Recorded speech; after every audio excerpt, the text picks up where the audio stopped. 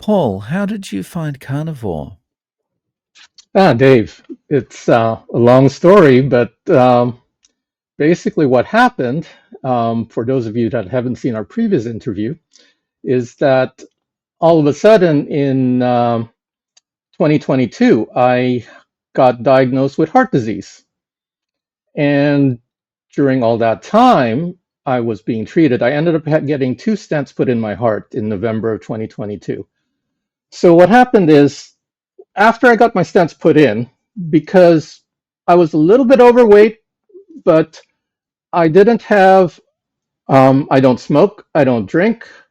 No one in my family ever has had heart disease. So, all the cardiologists that treated me, I asked them this. I basically asked, why me? Why did I get heart disease?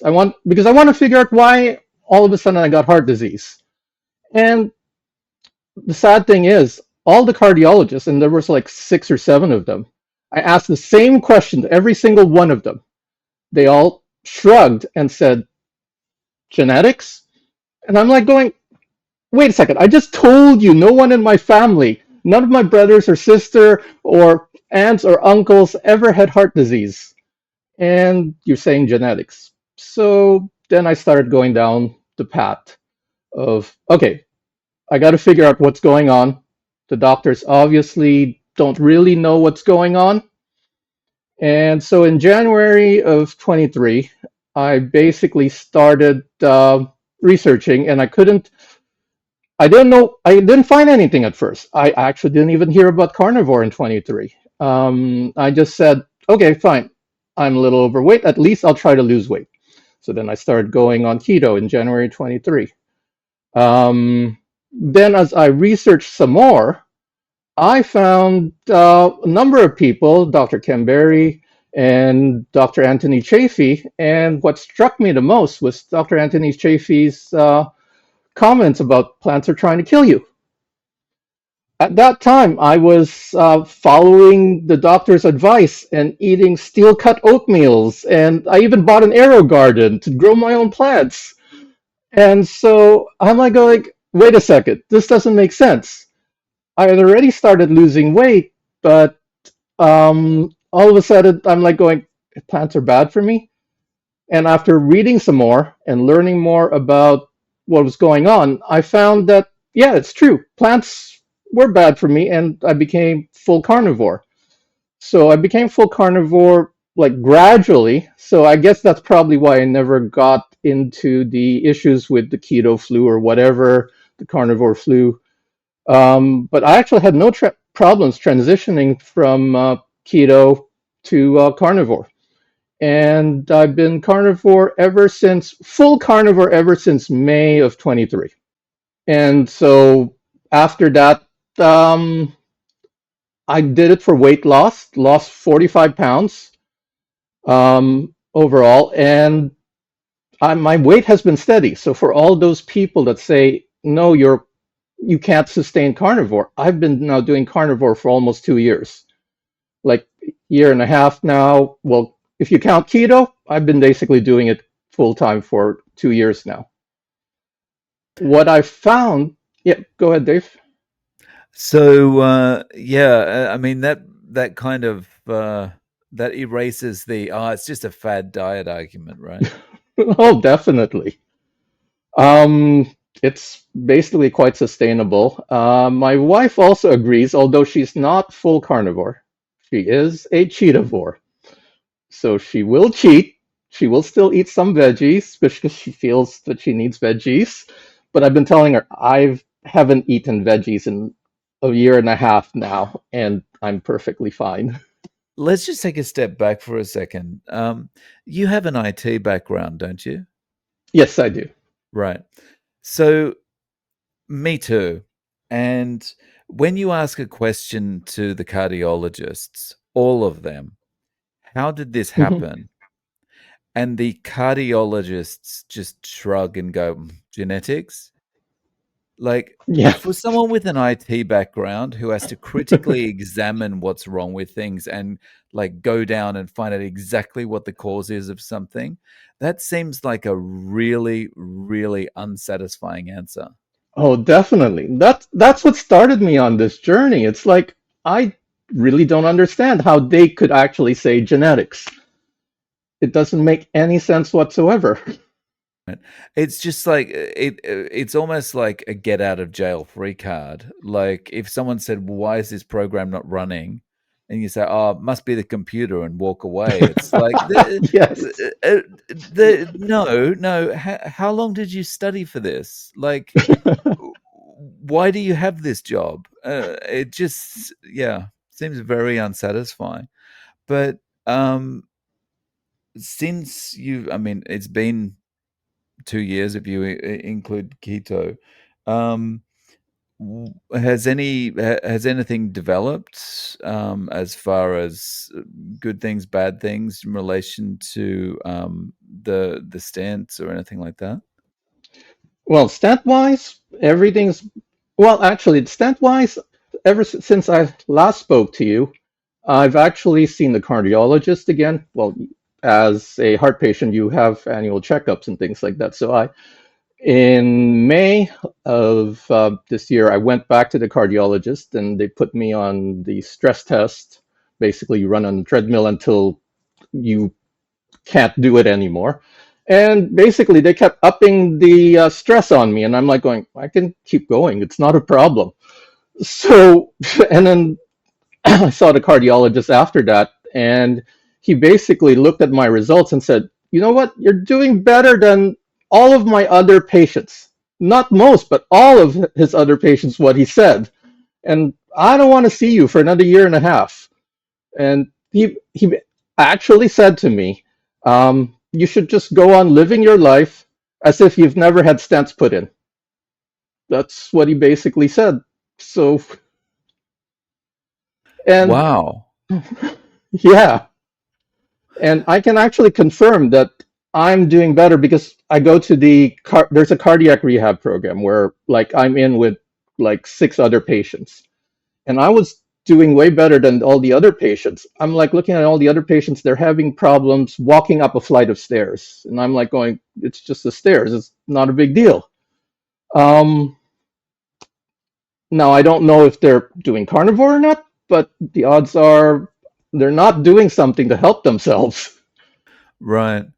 Wow.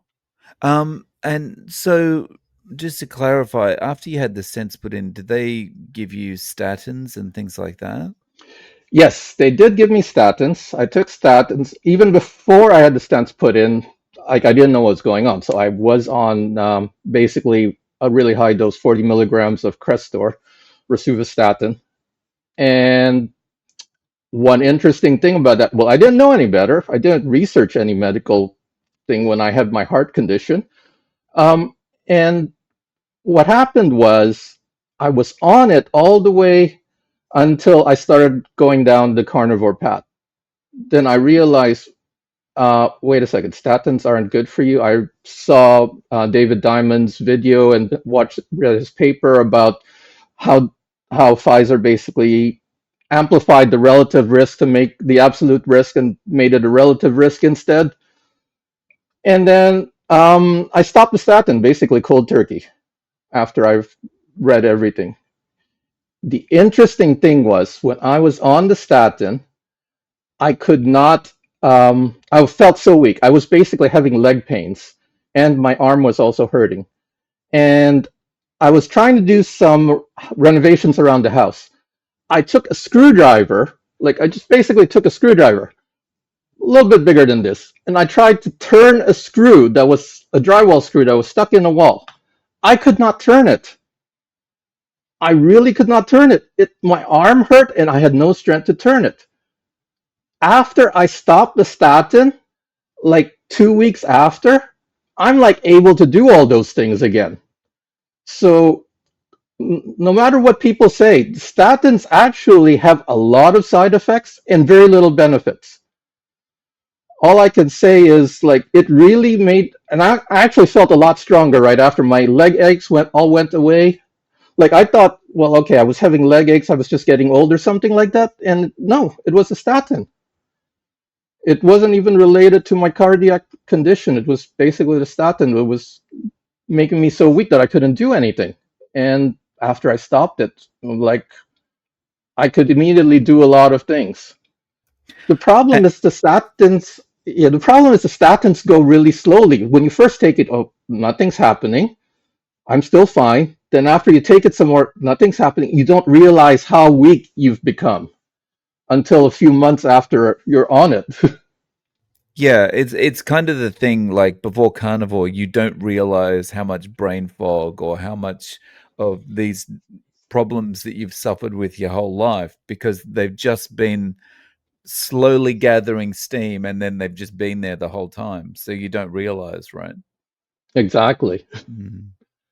So now I'm Wow. so now at my our appointments with my cardiologists and doctors, I have a good talk with them about statins.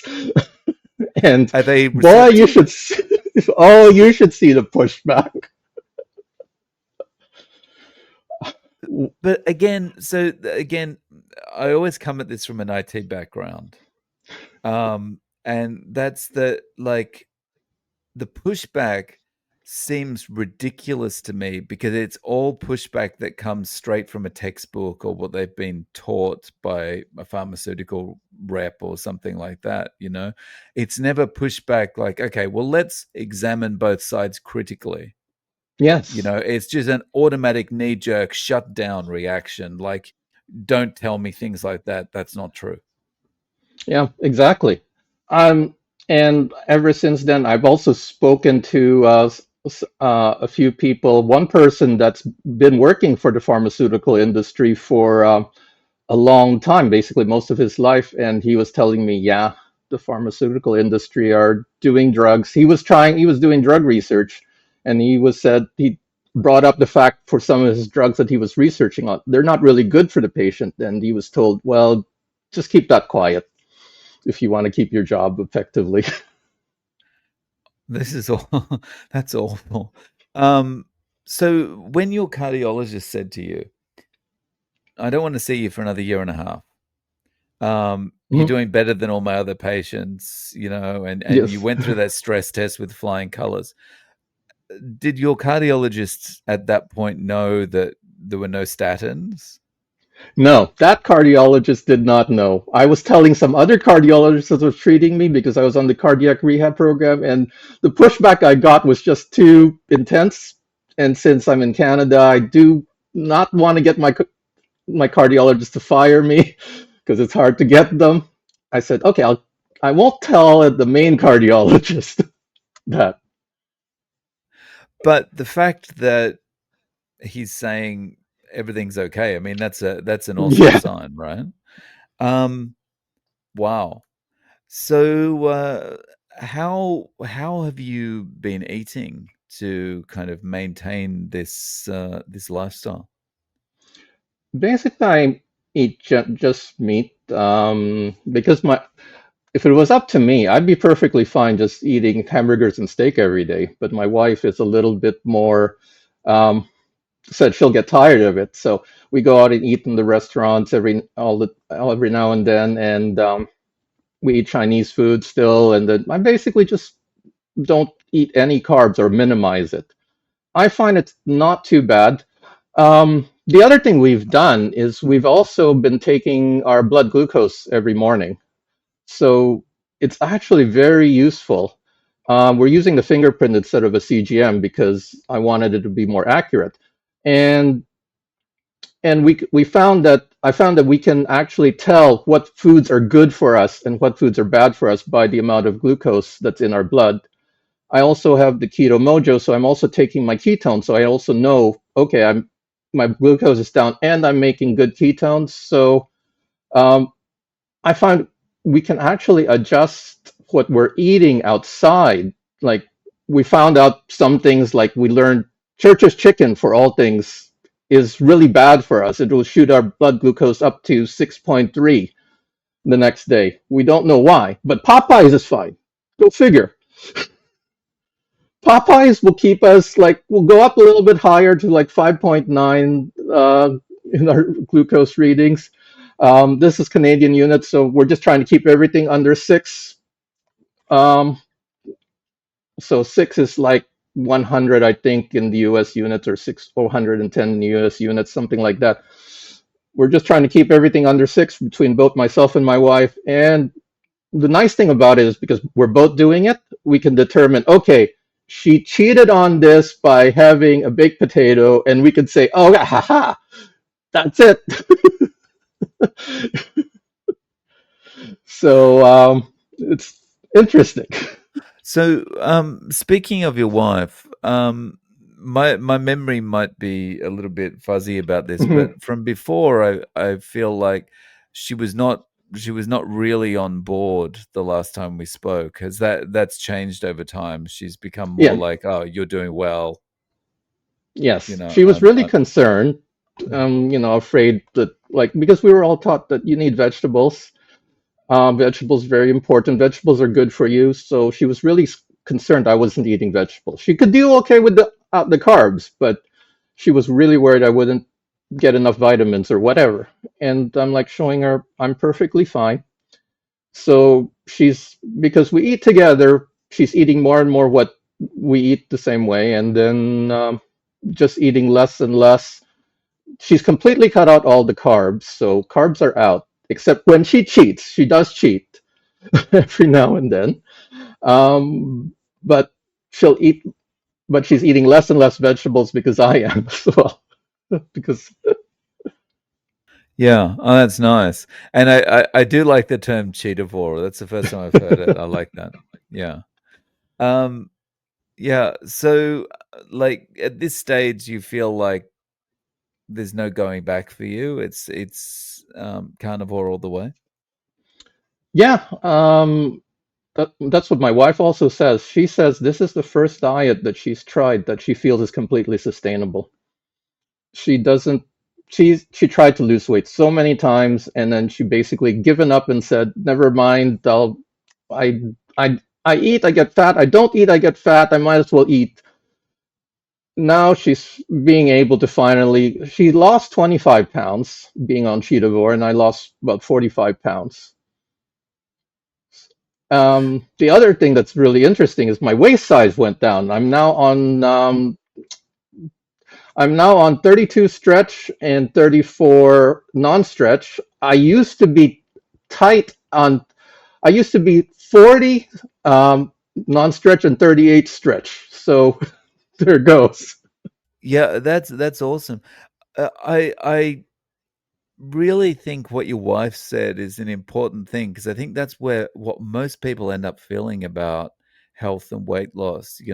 If I eat, I don't lose weight. If I do eat, I don't lose weight. It's like this cycle that just it kind of grinds you down to the point where you're just thinking, I'm just going to eat what I want because nothing works anyway. Yeah, definitely. Mm. That's the main thing. We've managed to convince a few people to go on carnivore as well. One person recently had really bad. He's only in his 30s, and he has. Well, he's overweight. He's also 200. He's 6 foot tall. Also, he's 210 pounds. So he was starting about the same weight I had when I started my journey, and but he had severe problems. He's only in his 30s, and he cannot walk. He's basically on crutches because of knee pains and things like that. And the doctor told him basically there's no cure. You just have to lose weight. And he doesn't know how. He eats a lot of carbs. So, like, his daily meal is like a huge plate of rice, about this big, and a few meats. So we just told him, like, just go on carnivore. Like, we've told him for a while, but now that he's a construction worker, so he needs to go and climb up places and buildings and things like that. And being on crutches, that's affecting his job. So Right. he's now The saying, the "Well, least productive construction workers are the ones on crutches, right? yeah, That's exactly." wow. Um, and he is feeling better? Well, he just started, but he's Mm. lost. He's only been at it for 2 weeks. He's lost 5 pounds so far. So that's more than he's lost before. So hopefully he can keep going. See, and that's one of the other good things, right? You see results in a short time that Yes. are not like the kind of results that you would get on a regular diet. And so it kind of motivates you to at least stick with it until the point where you're fat adapted, where it's easy to stick with it, right? Yeah, definitely. Like my wife was also saying, it's like, and my wife was actually telling this person as well, it's like the reason you go with carnivore is basically you're not hungry. Like, you're not hungry at all. Actually, we had dinner with him and a bunch of his other coworkers one time, and so we had dinner, and during the dinner they had like carbs and things like that. It was a Chinese food dinner, so there was a lot of carbs. I didn't eat any of the carbs. I just ate the meat. My wife cheated and ate some of the carbs. She actually had some of the dessert as well. And the very interesting thing was, my wife, the next day in the morning, she said she was hungry just from one night of eating carbs. She was hungry the next morning, and she struggled to wait because we do intermittent fasting, 18/6, so we don't eat before noon. So she actually had to struggle of being hungry in the morning until we could eat at noon. Whereas I That's was so like, that's perfectly interesting. fine. Yeah, Yeah, just having the carbs makes you feel hungry, even though you've probably eaten more. yeah. Wow. Yeah. Interesting. So Um, she was relaying this to this person and said, "Yeah, see, because he also had some of the dessert at that dinner and said, yes, you should cut it out." So hopefully he listens. I mean, even being in only a couple of weeks, then you start to get an idea of what um, what foods can kind of impact you as well. Like when you reintroduce something and you go, "Oh, okay, I saw the effect of that, which I would Yeah, never have noticed before," right? definitely. Yeah. So how has this impacted you as far as with your work? Do you feel this has changed anything about how you think about things or productivity or anything? Well, definitely. Like I mentioned to you in our last interview, the one thing that really surprised me was not the weight loss on carnivore. It's basically the amount of energy I had. The I'm like willing to do lots of things nowadays. It's like I'm doing one thing after another after another. I'm working the same way I used to work when I was in my 20s. I was in my 20s, I was an engineer and I was starting up companies. And I would go to work at 9 in the morning and leave at 2 in the morning. 2 in the morning. It's a lot of times because it was my company. I was trying to do a startup. So, and I wasn't tired doing that. And now I feel like I can do that again. So to me, that was amazing. Is that like even today, like even yesterday, I was like working, building some parts on my CNC machine until 11:30 at night. And I'm perfectly fine even after doing that. That's awesome. And sorry, Paul, how old are you? I am 61 now. 61. Okay. And you're feeling like probably better than when you were 41, right? Oh, definitely. Yes. That's another thing that's I'm 50 now and cannot remember a time that I've had more energy in my life, maybe in high school. Yeah, the energy. Well, just watching you putting out all these videos, I'm like, oh, I can't keep up with your videos, but I've got a lot of energy too. Right. Yeah. So, if someone's watching this and they feel like, okay, well, I want to get started, what do I do? Um, how would you Ba- advise they get started? Basically cut out the carbs, like cut out anything, including fruits. I think that's very important because cut out anything that is sweet, including artificial sweeteners, including fruits and things like that. Start by cutting out the sweet things, then cut out the carbs or minimize it in the beginning, and then cut it out completely. I don't know if people are willing to go cold turkey unless they have a good why, a good reason. Like I did because of my heart condition, and my wife was reluctant because even though she was diabetic, actually, she was actually diagnosed diabetic, and her A1C used to be in the sevens and eights, and now her last A1C was about 6.1. So hopefully we can get it down to the fives next because she hasn't had a blood test in almost a year. We'll see this year how she does. But basically, she was reluctant because her being mildly diabetic was not a big enough why. But um, so that's why she was keto and she still cheats. But I think if you have a strong enough why, you'll go all in with no cheating. So that's what I would recommend. Definitely. And that's great that your wife's A1C has come down so much, and hopefully, yeah, get it down below pre-diabetic levels, and then, yeah. Yes. So, is she taking any medication for that now? No. Well, that's the other thing. I'm completely off all my blood pressure meds, and my wife has reduced her blood pressure meds from having to take it every day to once every third day. I was like on pretty incredible blood pressure meds because my blood pressure when I had my heart condition, even after I had the stents put in, it was shooting at like 170 over 100 without meds, and even with the meds, it would be 130 over 100 a lot of times. Now my last blood pressure, I'm like going 115 over 78, and this is with no meds whatsoever. That's the interesting thing because I'm posting about this on X a lot to people, and the thing that they seem to be most interested in is how I reduced my need for all the blood pressure meds to zero. I'm on no meds whatsoever. And just to be clear, you're still eating salt, right? Yes, I'm still eating salt. I'm salting as much as I want.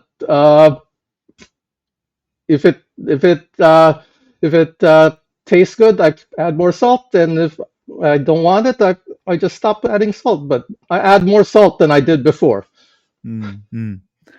Yeah.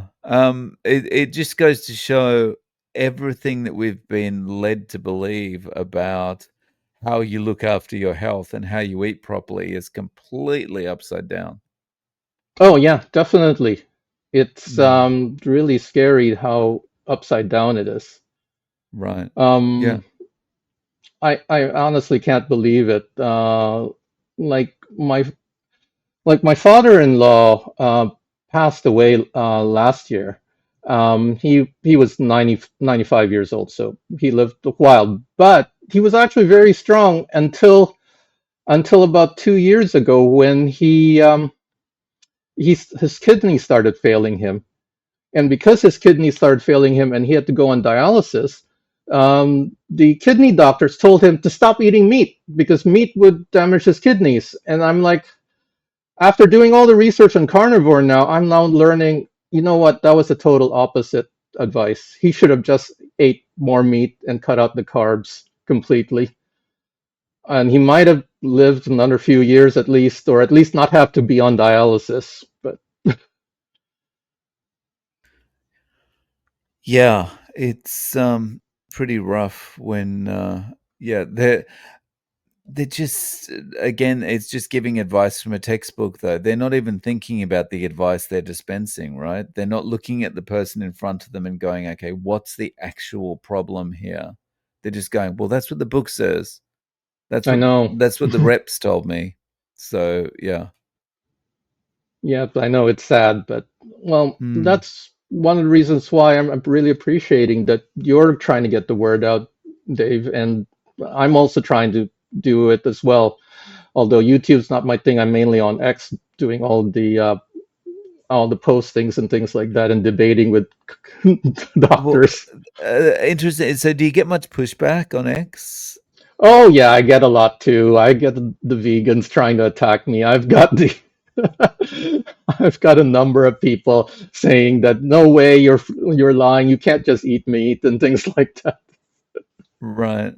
Yeah, I found, especially some of the doctors especially some of the cardiologists can be pretty Oh, militant definitely. on X. Yes.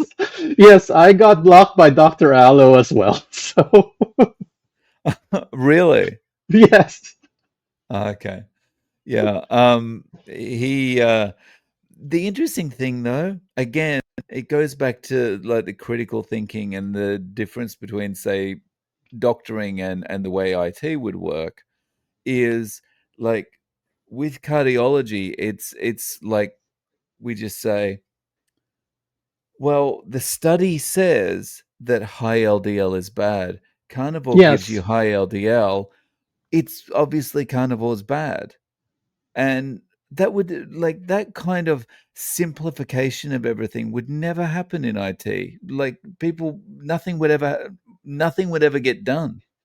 Yeah, well, definitely. The computer either works or it doesn't. And it's like, well, you can't just say, here's this voodoo chat that you can do. It might work when you do it, but it's almost like the medical profession is like that.